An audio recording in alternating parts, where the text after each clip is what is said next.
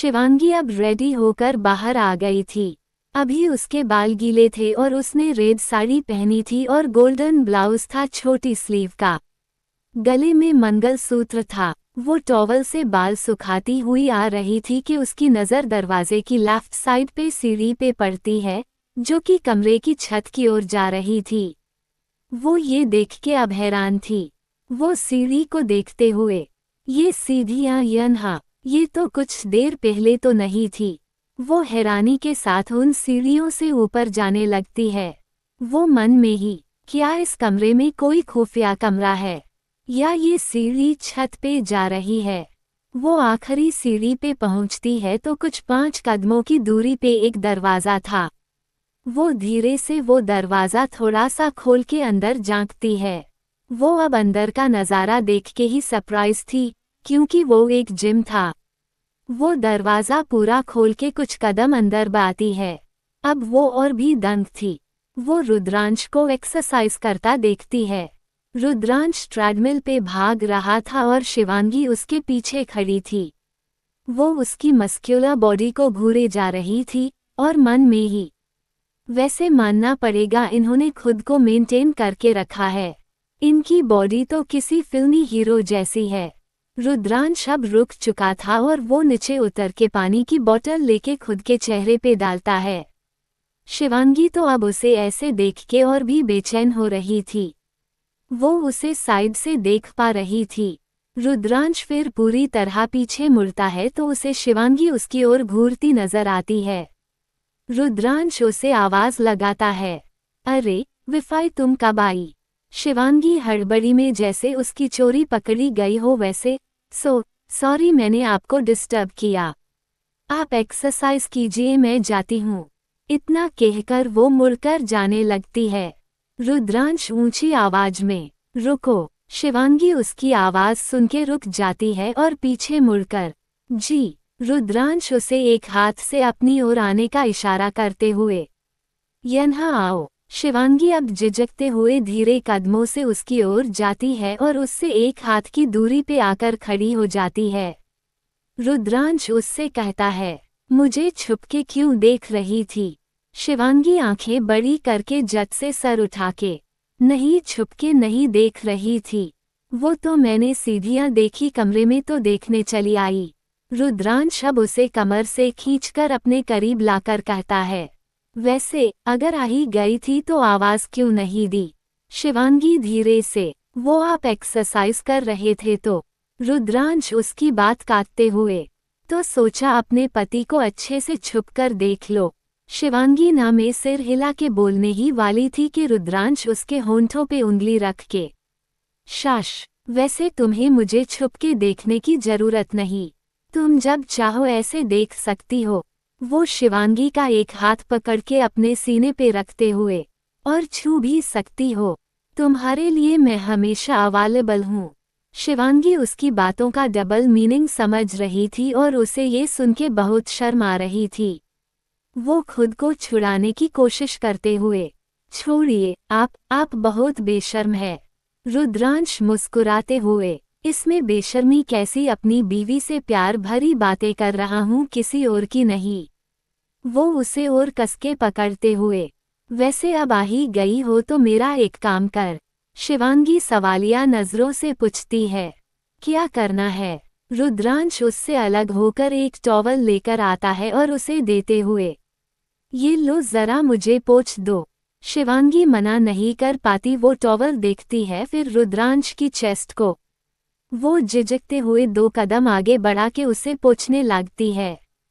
उसकी नजरें नीचे ही थी, वो रुद्रांश की ओर देख ही नहीं पा रही थी और रुद्रांश उसे ही घूरे जा रहा था। शिवांगी सर नीचे किए ही उसे आगे से पोंछती हुई पीछे जाती है। वो अब उसकी पीठ को पोंछ रही थी, वो अब सर उठा के उसके शोल्डर को पोंछने जाती है तो उसकी नज़र रुद्रांश के शोल्डर पे थोड़ा पीछे की ओर नाखून की खरोंच पे पड़ती है। वो मासूमियत से उन खरोंच पे टच करते हुए पूछती है, ये खरोंच कैसी है। उसे तो याद ही नहीं था कि ये उसी के नाखूनों के निशान है। रुद्रांश डेविल स्माइल के साथ उसकी ओर मुड़ते हुए, क्यों तुम्हें नहीं पता। शिवांगी सवालिया नजरों के साथ, ना में सिर हिलाते हुए। नहीं। रुद्रांश उसे कमर से पकड़ के अपनी ओर खींचकर सडक्टिव वॉइस में कहता है, ये खरोंचे तुमने ही दी है कल रात को।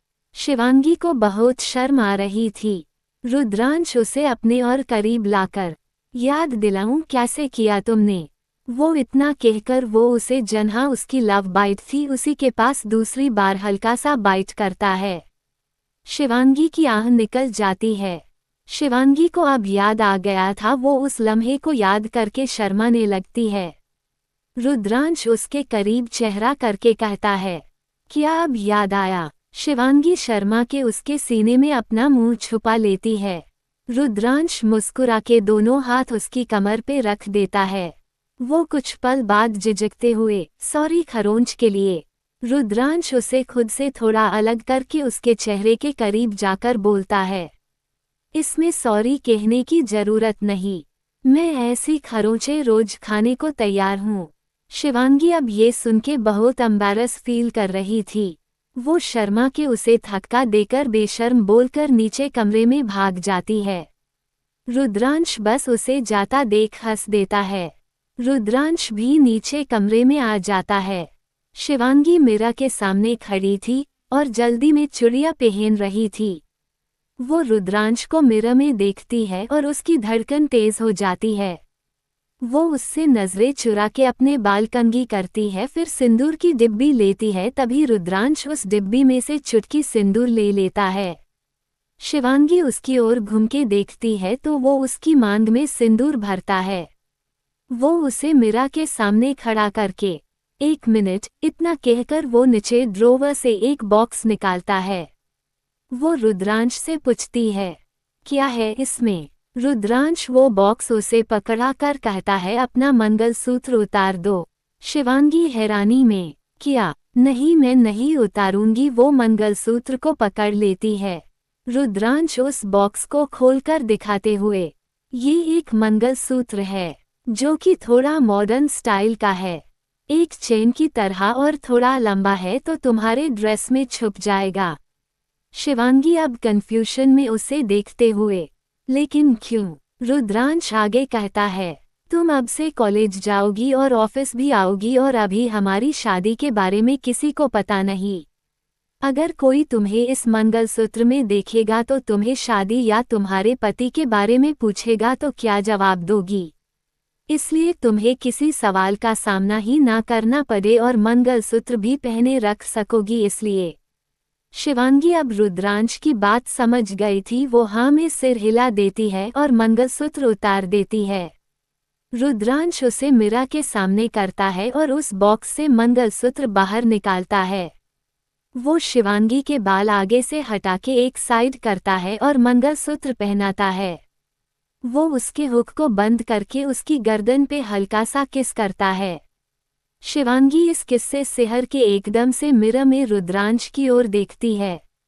तभी उसकी नज़र अपनी गर्दन पे बने लव बाइट्स पे पड़ती है। वो मिरर के करीब जाकर उन पे हाथ लगाते हुए टेंशन में, ये निशान कैसे है? ये कल तक तो नहीं थे। रुद्रांश उसे देख के बस मुस्कुरा रहा था। शिवांगी रुद्रांश की ओर, आप मुस्कुरा रहे हैं, मुझे चोट लगी है और मुझे पता भी नहीं कि कब लगी। देखिए, वो इतना बोल के उसे वो निशान दिखाती है। रुद्रांश उसे कमर से पकड़ के अपने करीब लाकर कहता है, अरे मेरी जान, तुम बहुत भोली हो, ये चोट के नहीं प्यार के निशान है। शिवांगी अब कंफ्यूज थी और रुद्रांश को देख रही थी। रुद्रांश आगे बोलता है, वो कल रात जो तुमने मुझे खरोंचे दी थी वो इसी की वजह से थी। अब शिवांगी समझ गई थी। वो शर्मा रही थी। फिर अचानक मिरर के सामने घूम के उन निशान को टच करते हुए, ये आपने क्या किया? अब मैं नीचे कैसे जाऊंगी? किसी ने देख लिया तो, और अगर खुशी ने देख लिया तो मैं तो गई। रुद्रांश उसे अपनी तरफ करके, शांत, कोई कुछ नहीं कहेगा। वो उसके ड्रॉवर से मेकअप बॉक्स निकाल के कहता है, इससे ढांक दो और अपने बाल खुले रखना। शिवांगी अब थोड़ा रिलैक्स होकर, ठीक है। वो मंगलसूत्र रुद्रांश ने स्पेशली डिजाइन करवाया था। वो मंगलसूत्र लंबा होने की वजह से उसकी साड़ी में उसके ब्लाउज में छुप जाता था। वो फिर भी वो पहले वाला मंगलसूत्र पहन लेती है, ये सोच के कि वो घर में या जिन्हें शादी के बारे में पता है उनके सामने ये पहनेगी। वो फिर रुद्रांश के कबर्ड से उसके लिए सूट पसंद करके बेड पे रखती है और उसकी टाई, वॉलेट और रुमाल भी। वो सब बेड पे रख के वो नीचे चली जाती है। शिवांगी तो अब रुद्रांश पति के रूप में स्वीकार चुकी है और रुद्रांश का प्यार जताना अब उसे अच्छा लगने लगा है। अब आगे इनकी जिंदगी में क्या होता है, जानने के लिए जुड़े रहिए इस कहानी के साथ। और फ्रेंड्स, आपको आज का चैप्टर कैसा लगा कमेंट्स में ज़रूर बताइएगा।